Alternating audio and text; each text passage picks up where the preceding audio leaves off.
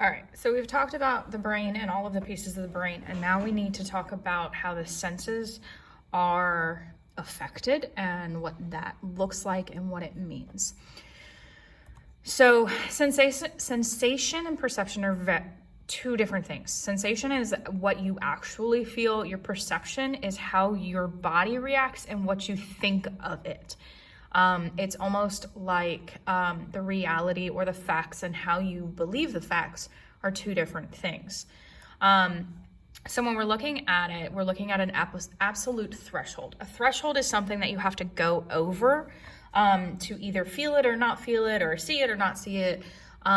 It's the weakest, if I go by this, the weakest amount of stimulus that can be sensed. So I don't know if you guys can see it. I'm hoping you can. If a vision, how far you can see a flame.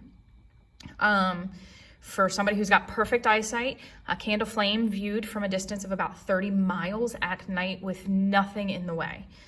Hearing, think about something, if you're in a silent room, the ticking of a watch from about 20 feet, that's somebody with perfect hearing. And then you've got your smell. Now this is probably the easiest one, the best one, the most obvious one, just because you can put on a spritz of good perfume and smell it throughout a room, an entire building, or an entire house. If you come upstairs and you've at the school and somebody's farted, you can smell it, that type of stuff. If with taste, a teaspoon of sugar in 2 gallons of water changes the taste of the water. And touch, a wing, this one says the wing of a fly falling on a cheek from a distance. Think of a snowflake. If you actually paid attention to a snowflake falling on you and thought about what it felt like, those are going to be the absolute threshold for some people. Now what happens is that it changes with each person. It changes with how bad your eyesight or good your eyesight, how bad your hearing, how good your hearing, what your taste buds are like, and what your touch or feel is like. Now, my touch threshold versus my father's touch threshold are vastly different because he's a mechanic and construction worker. So his fingers don't have feelings. He can pick up a hot pot and not feel it. There's nothing there, whereas I cannot. So again, this is individualized to a person. So the difference is the difference between stimuli. So it's that looks at the threshold. What color is the screen in front of you? So on the outside, that's black. On the inside, that's a navy blue. Some people might be able to see it, some people won't. The difference of smells and just changing the food just so you can smell the difference or taste the difference. Look at the hearing. Can you hear the different decibels? If we were in class, I would show you that video. Maybe I'll post it just so you guys can see it.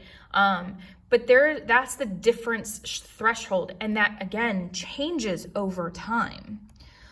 So your sensory adaptation. Now this is you become adapted to an area, to a light, to a smell, and so you no longer see it or smell it or feel it. Now, again, individualized.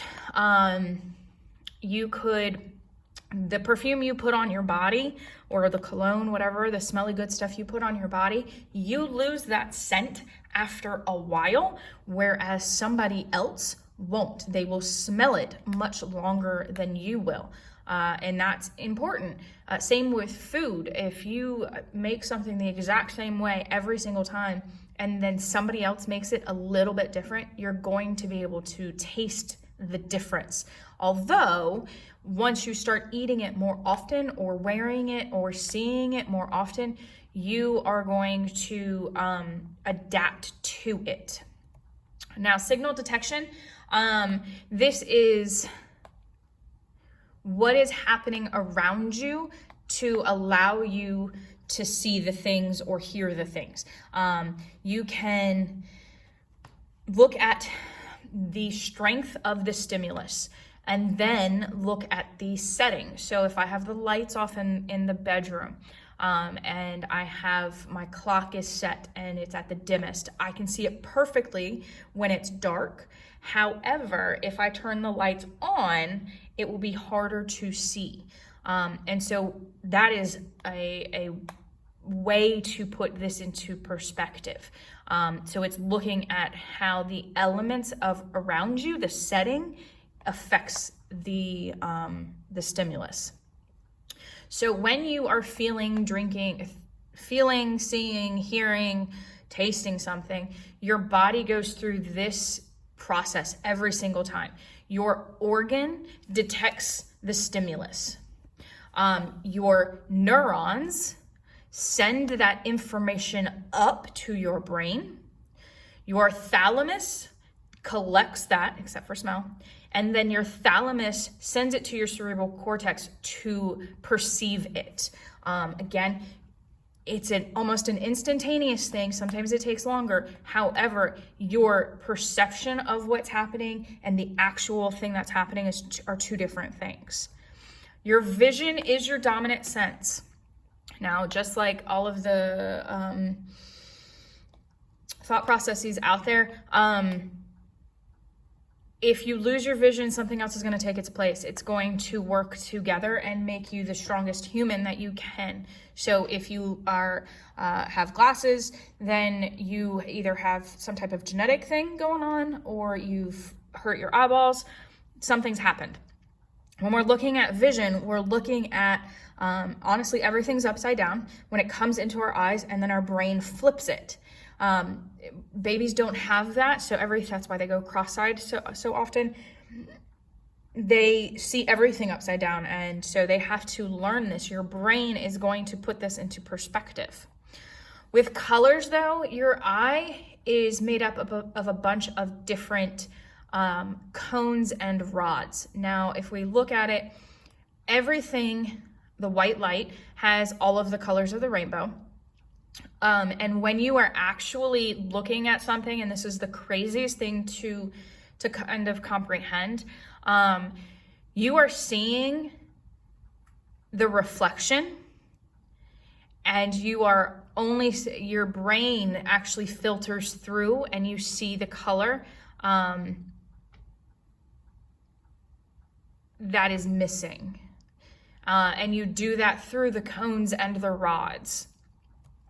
Now, so when you're looking at your eye, you have a bunch of different pieces, okay? You've got your cornea. That's the outer covering that protects the eyeball. Don't touch it unless you put things in your eyes, which I don't understand, but here we are. You've got your pupil, and that's going to auto-adjust to the light that's in front of you.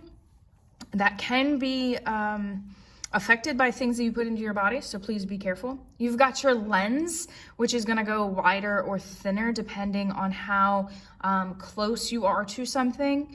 You've got your retina.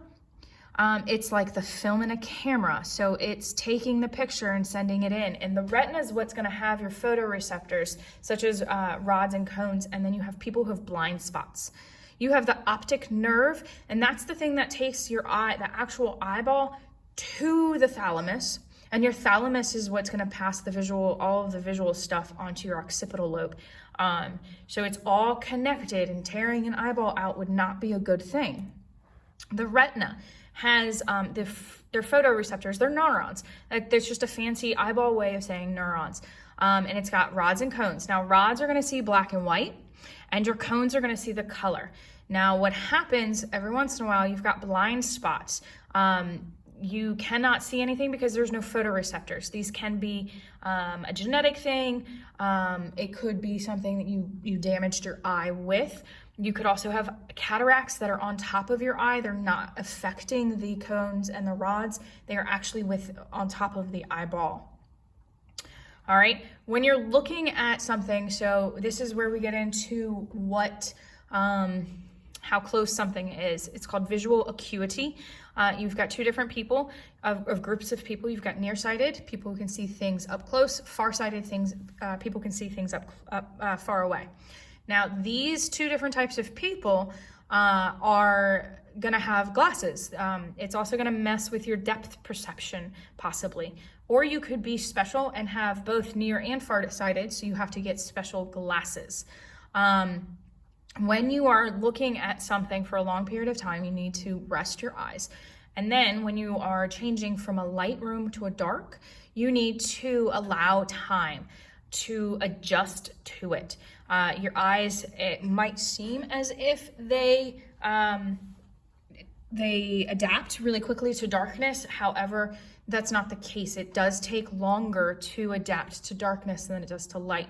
The reason that it has to do with that is the pupil itself and what comes into the eye, into the retina. So that's why when you're driving, you shouldn't look at the headlights in front of you. You should look to the side because it affects how you see the dark around you.